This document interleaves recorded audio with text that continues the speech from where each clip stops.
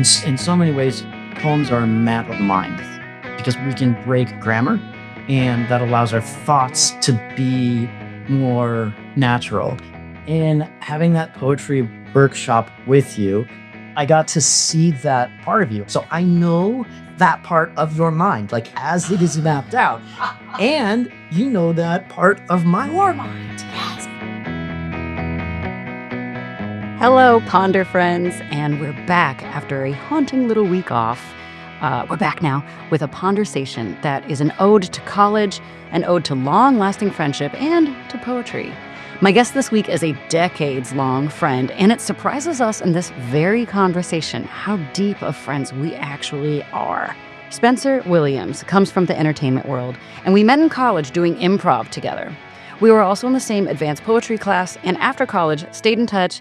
We canvassed for Obama one weekend, and now we're neighbors. Spencer now produces immersive installations. Think like Sleep No More, but less creepy, more personal, in Los Angeles, which we talk about later. Go to towalkthenight.com to learn more about that. It's such a unique, weird, cool thing.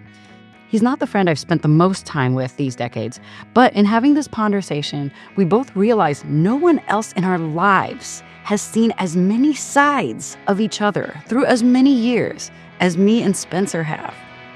Ponder friends, welcome into my dining table. I'm glad you're here with us.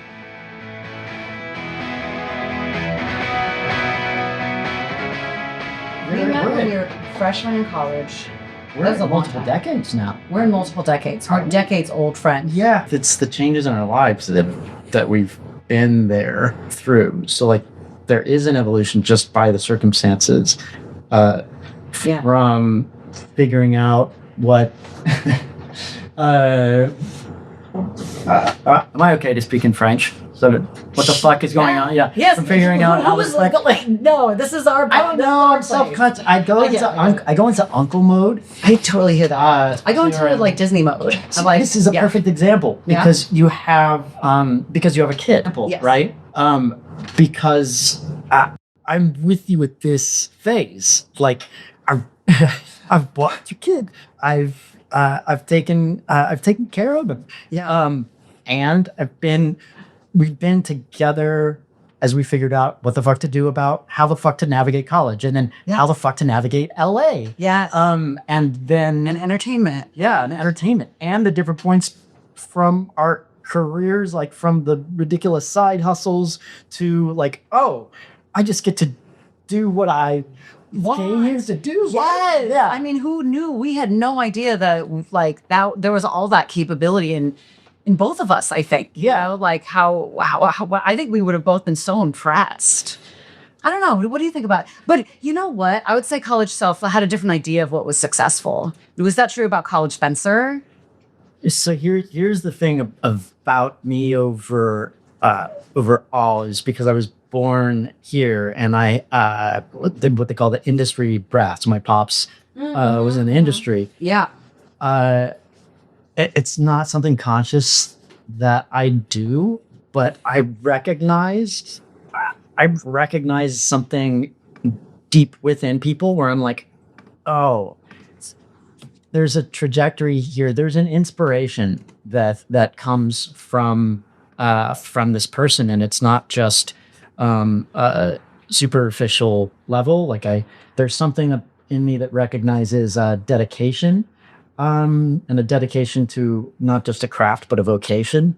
Wow. And you recognize it yourself? I can't. I hope that I know that it's there. I don't know how long it'll last, but within, I have found my deepest interest friends inspire me in some way, shape, or form. And that usually it's very much associated, especially the creative folks, with that, where I've seen them in their element, and I can see like where the seed is. Whoa. Okay, so what you're describing to me, I'm gonna say what I'm hearing back. Tell me if I'm like, that's what you're communicating, is that you have like an intuitive gift for understanding when somebody is enacting their life's purpose. Yeah. And it's so growing up here, it is there can be a lot of bullshit, because there's a lot of bullshitting, certainly, but it's a city, or the city, the inner city, or the city within LA, that is like just a portion of it, the entertainment industry. A lot of people are completely successful without anything ever being seen. My pops, for example, one of the top 10% writers in the city, like a really well equalized script doctor.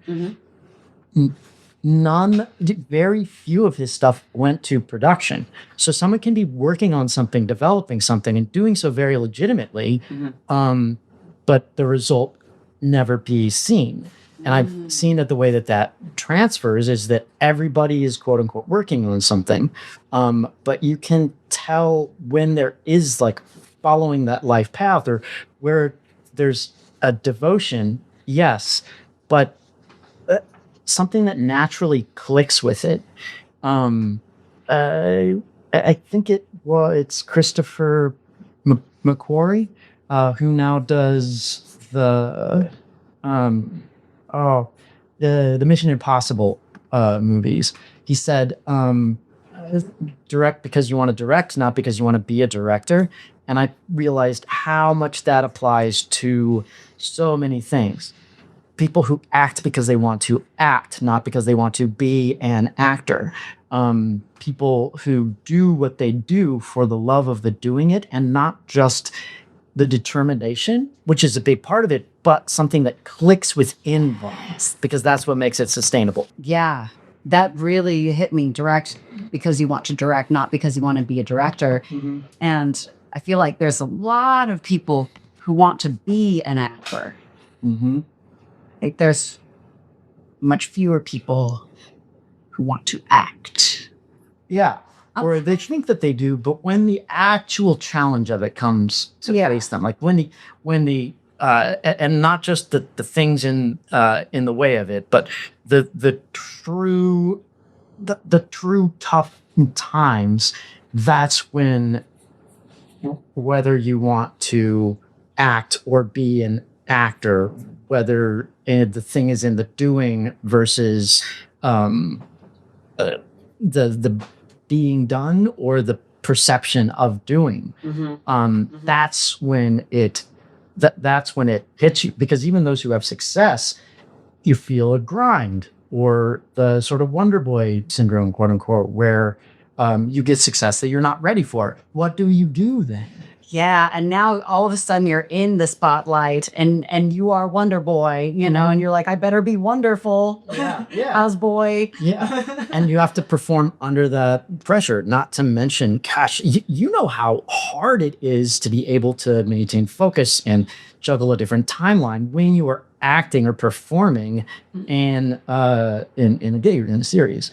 And the thing is, going back to what we were saying, I saw it with you in improv, that you were able to make an opportunity out of a challenge, that you were able to make something difficult that came your way and turn it into a driving force. And you responded like, "Oh, right, thank you, wind." I think we were talking about a ship or something like that. Like you would be, you were able to hit a wave and be able to completely adjust to you. And they're like, "Oh yeah, I can do that. Thank you, wind." Wind. To the world. I can move. Yeah. I can move with the wind. Yeah, and you were talking about you getting wind, but like you were like, "Oh, that sucks. Oh wait, wind." And wow. Yeah. No, I think I get it. I described myself to my therapist as a sail recently. But like in this context, I was like, I feel like I'm getting battered around here. Yeah. Like just like, but yeah, it does both, right? Yeah. It does both. When you're sensitive to the forces, it can make you feel all flapped around, but also it can propel your ship. Yeah. Well, look at what sail flaps around when you get a bunch of wind and you're not ready for it. You have to make those adjustments. Right, yeah. So success is its own challenge, as well as a lack of it. Anyway. Whoa. Spencer, thank you for reminding me that you said that. That empowers me. You're welcome. Cool.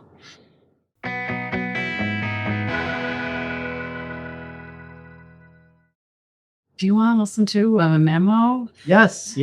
All right. Yeah. Do you want a haiku 44 seconds or a haiku draft 2 16 seconds? Oh, that's let's go 44 seconds and feel like what's one that's more raw, or do you want the 16? No, I win. I want what you want. I don't know what the haiku is. Yes. Okay. Yeah. All right, so 44 seconds. Let's do the 44. My mind is swirling. Penny snores in my lap, says, please, let me teach you. Okay, so it was literally the first draft. This is all right, so maybe we come to draft 2 and we come to draft 2. Okay. So this is why it came to me. Yes. Because we also know each other in a specific way that we haven't talked about. Let's Poetry Workshop with Michael Ryan. Yes. Which, along with Keith's directing class, Yes. is one of the more formative classes that I had. Was that workshop, to the extent that Michael Ryan, I took it 3 times. You had me take it 3 times. Really? Yeah, it's the same class, but it's with completely different writers. But the thing is, I took the workshop overall 4 times. Wow. But we knew each other in this specific way, which is so, in so many ways, so vastly different from comedy and improv to poetry. Yeah, we knew our poetry selves because I remember the class that I took was advanced poetry, and it was like a big deal to get in. Yep. You got to submit a packet of like 12 poems or something and drafts. And it was my intermediate teacher that was like, hey, you got some stuff you might want to just see. And I was like, okay. Like I didn't really think about poetry in college. But I was like, oh, that's kind of cool. And so I took the beginning, and then after the beginning, I took the intermediate, and after the intermediate, the teacher was like, shoot your shot, but I've never really considered myself a poet. But that class was so validating because everybody in that class, you obviously included, was of such a high caliber of talent. And I was like, I can't believe I snuck in here. These fools don't know that I'm a goofy clown. But that's how I felt the first time I was there, and I was there as a freshman. I mean, That's intense. Yeah.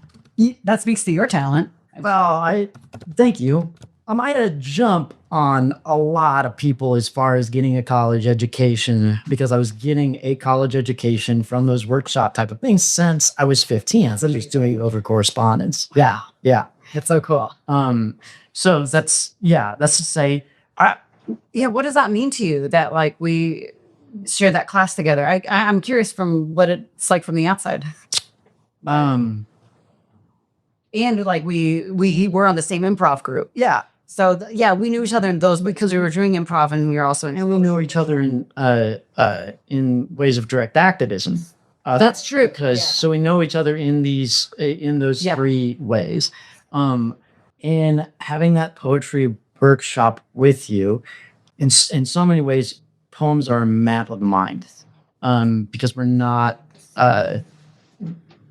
we can break grammar, and that allows our thoughts to be more natural, and then we hone them after. At least that's the way that a lot of people work with them. So I got to see those drafts, and that is an expression of your mind, the way that the poetry comes from you, even in the way that you format it. Because I don't remember you having like a specific format. You had more of oh boy. Sorry, Michael, I don't remember the term. Don't think about Michael right now. I love Michael. But I got to see that part of you. I get to see what's more raw, especially because it's being brought before a workshop. I get to see then how other people who I don't really know view what you are doing. Because if you remember, one of the most brilliant things about this workshop, and I bring it to everything I do, the poet would read the poem, and one of the workshop members would read the poem, and then without the poet saying anything, without the writer saying anything, everybody else in the room would talk about the poem. I understand this. I don't understand this. Really, as if the poet isn't there. And then, as the writer, right, you get to see like how does the work speak without me there? And then in my mind, it became, well, if this group of writers who do this don't understand this, I need to ask, why don't they understand it? And that's just more telling than, because it doesn't matter what I want them to get out of it or what I do without of it. And then after, right, you as the poet, you as the writer get to say, well, I was going for this. And then you get suggestions, not about like, this would make this poem better, but like, oh, if you're trying for this, this will help me understand it. Or you hear like, oh, well, this line really confused me. So is it about this or this? All of that so that affects the way that I both give and ask for notes, because I realized anytime that anybody at that table would say something that I already knew, it's wasted. That's wasted time. That's a wasted opportunity. Oh my gosh. So when I have things of a certain caliber, especially the federations, that's when I bring those things to different people. I got to see you do that from a subconscious, poetic way of something that you needed to express in a way that you couldn't express with regular language, that you couldn't express with something being written down in a journal, and see how other people saw that compared to the way that I saw that. And then I got to see how you formatted that in a way that could be understood. Nobody else of like, that is wholly unique, to be honest, to any of my friends from college. So I know that part of your mind, like as it is mapped out. And you know that part of my mind. Yes. So that's one of the ways that we know each other, that like that phase and in that frame, in that venue. It does make sense that if you, like a lot of people, out of everything they'll share, they won't share their poetry because like the vulnerability. Yeah, that's very, very raw. And I should say that when, like the beginnings of poetry, yeah, it's very raw. Poetry itself, when you're departing from the grammar that is known, when you are making something to communicate with somebody, the way that you've expressed things becomes so much more important because you are breaking with what is known.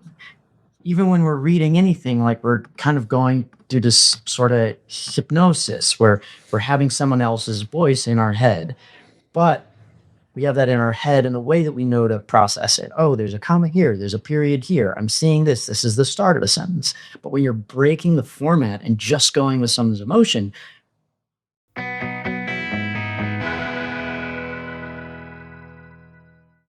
I don't know, maybe some people do in college know that this person is my ride or die, but like we're kind of different. We're not like ride or die friends. We which we are for each other. Mm-hmm. But like, I don't know, we're like poetry friends, like we're poetry class friends. We're poetry workshop. There it is. Poetry workshop. But and teammate. Yes, live nude people with clothes on, the name of the improv group at UC Irvine for many years. The name carried on long after we left. I mean, wow, we spent a lot of time. I was telling somebody the other day, because, the improv scene in LA is like, yeah, sure, you do practices when you can, you do shows when you can, whatever, Our improv group, so intense, and we were meeting 5 hours a week, at least, more for week shows, which were show weeks, which was 5 weekly. Yeah.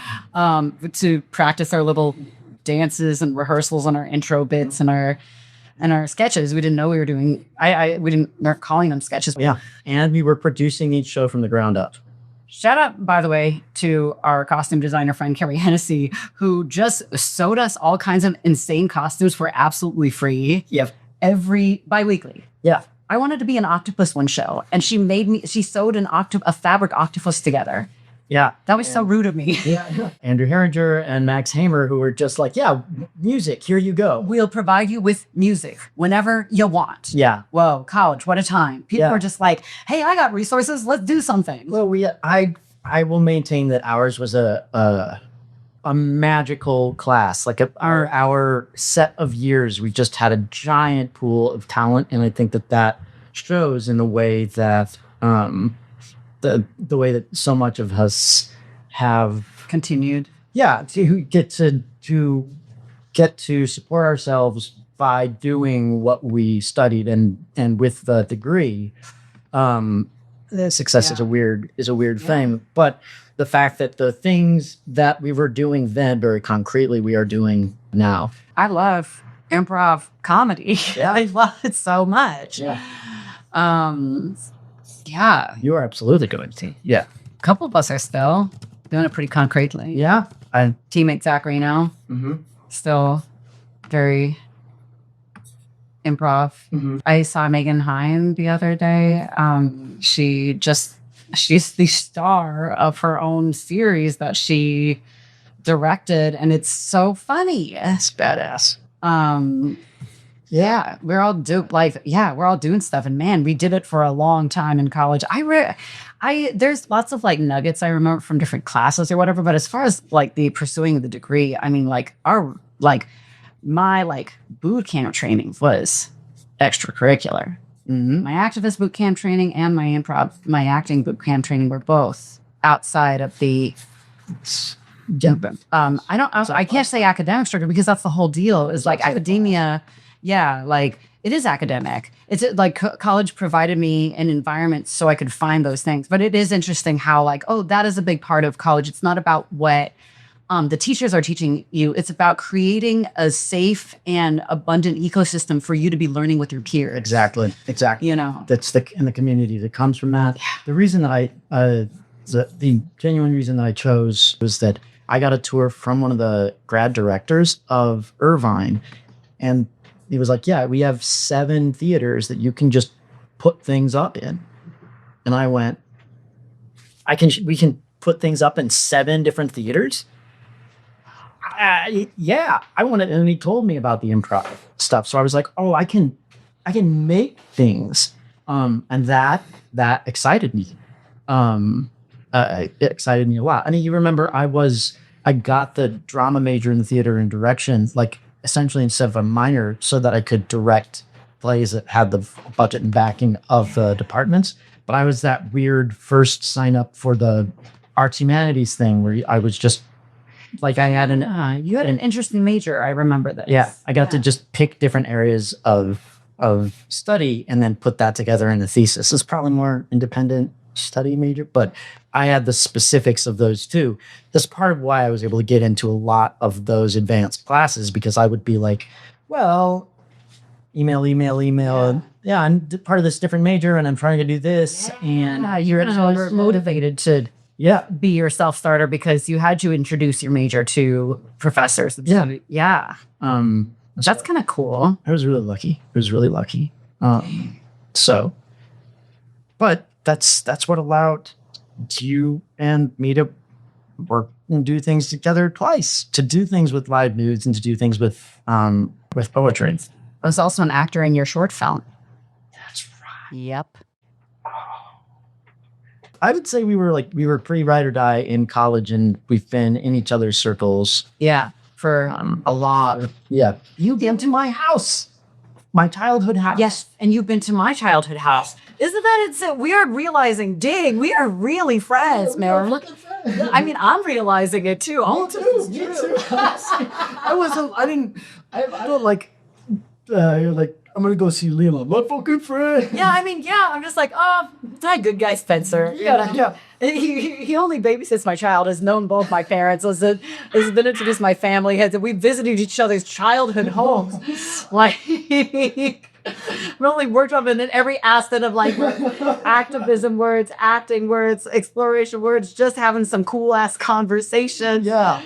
And then and then we just kind of orbit, like do our own long. It's just because we're friends, but like in our we've often been on a longer orbit. Yeah.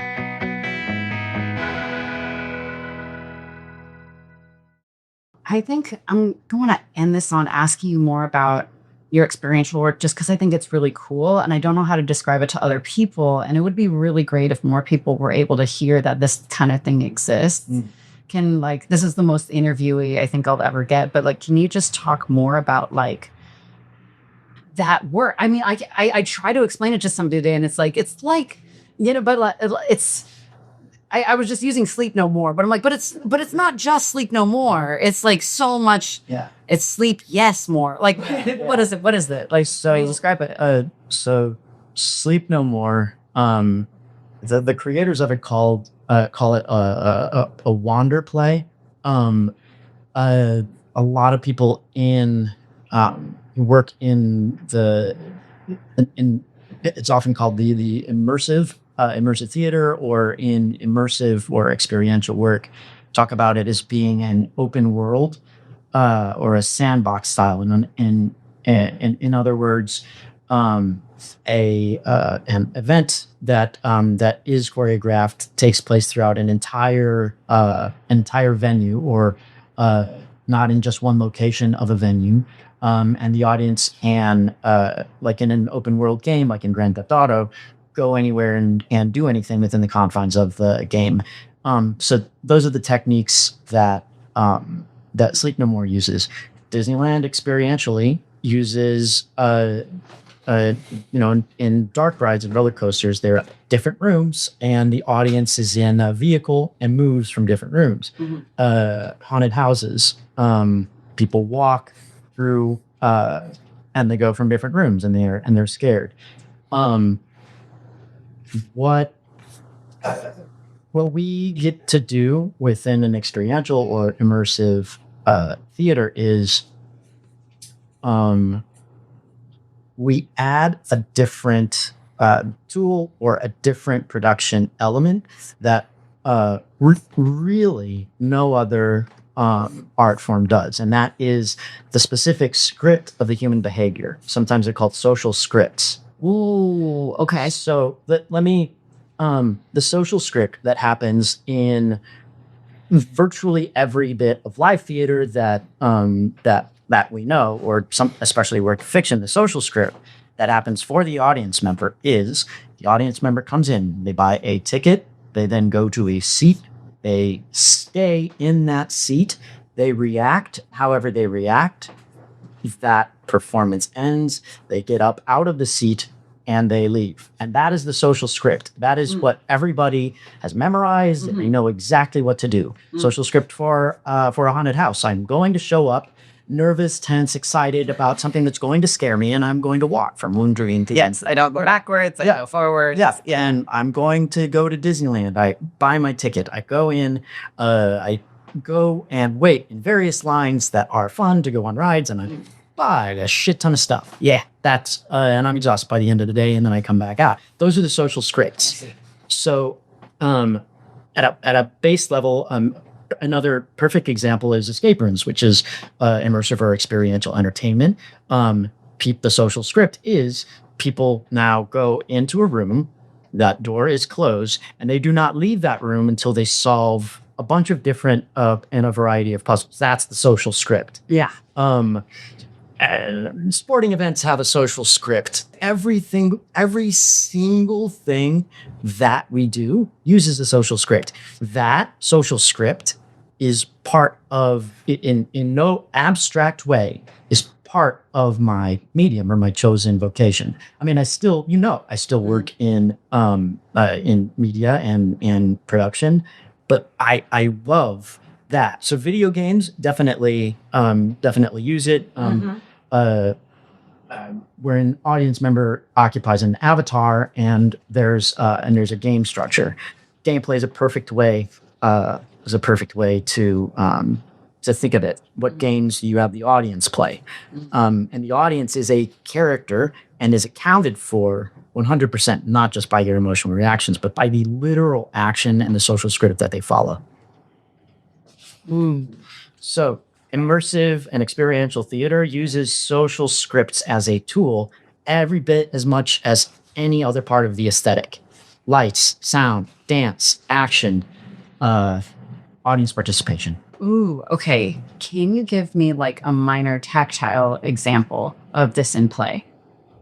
like how the audience is being there and their reaction contributes to the art of the whole thing. So the piece that I have, which is a series on the guest and the host, the social model there are a bunch of different things that go into it, none of which the audience member is aware of, because the social script follows a boutique customer service. You go in, for example, choosing a wedding ring. You go in, you look at a whole bunch of different wedding rings, stones. They're your ideas when you come in. However strong or flexible, you sit, you talk with a person, you make that decision, you take that decision with you, and you hold it for the rest of your life. That is the experiential model that I have. You go to a perfumery, which is the experiential model of Tales by Candlelight. You go in, you make a selection of different scents, which is the one that you want, the one that you find alluring, or whatever the case may be. You choose that scent, you take it with you, you hold it and use it for as long as you like. So the guest and the host does that for things that are specific to every single human experience. The difference being it's magic realism, because with the guest and the host make music, you come in and you become a recording artist. You become a different type of recording artist. And you were saying after this experience, people take away things like a song. Yeah, literally. The guest and the host make music is on Spotify and on every major place wherever we can stream things, and the person gets that song. That song is theirs. They leave with it. It is very concrete. It is not a reaction. It is not a souvenir. They take that away. Tales by Candlelight, you're not just a recording artist, you are a storyteller. So you are a storyteller and you use story to be able to get your scent. But the actual plot. And by you, the storyteller, you mean the person who purchased the experience. Correct. You is like the royal you is the character that is the audience member. Okay, I see. So I would challenge anything to have more of an effect on what the takeaway is than those pieces, because it's not just about that. And it's something that's a reflection of you that you keep and that is wholly unique. And it's not that you get one of 5 endings like Choose Your Own Adventure. Yeah. It's not that you get your picture taken with with X, Y, and Z. Yeah. 90% of, not even 90%. Like as far as something that's theatricalized and that is genuine, that is a genuine piece of theater.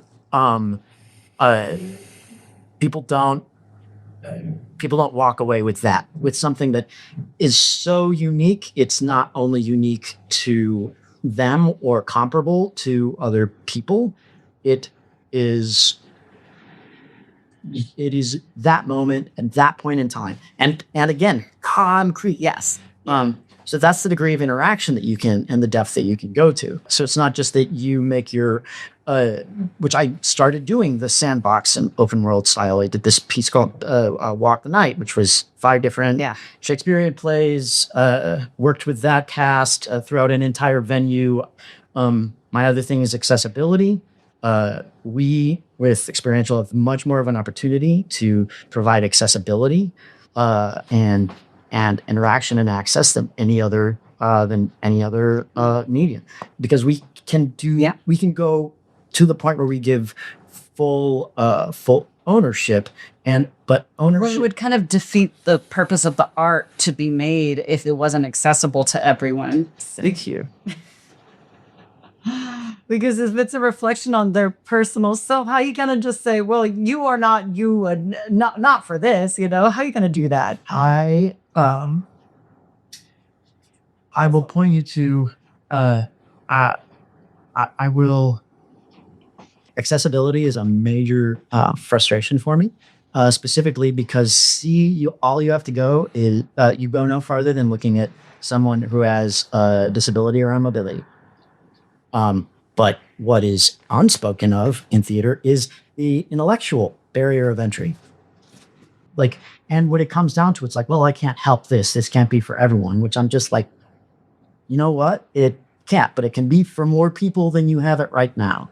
And I don't, point being, I don't accept that something can be for everyone until I run up against that wall.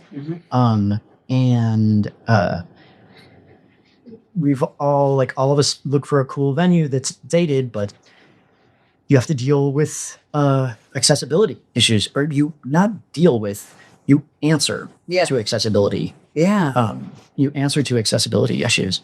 I design with accessibility, and that is my VIP experience. That is the VIP ticket. Fits the best parking spot that anybody can get, and people who have a disability just get it.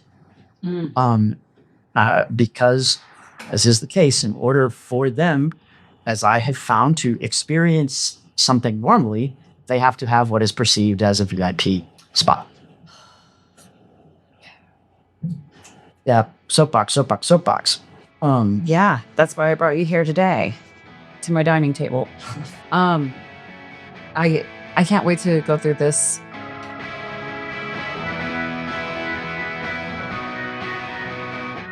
Thanks again for joining me, everyone. Before we go, if any of Spencer's installations, immersive experiences sounded interesting to you and you live in Los Angeles, go to towalkthenight.com. That's TOWalkthenight.com to see more of Spencer's installations and have the experience for yourself. Make a song, get a perfume, learn about yourself, be a storyteller. I mean, what a unique experience. Thanks for joining me, everyone. I'll see you next week.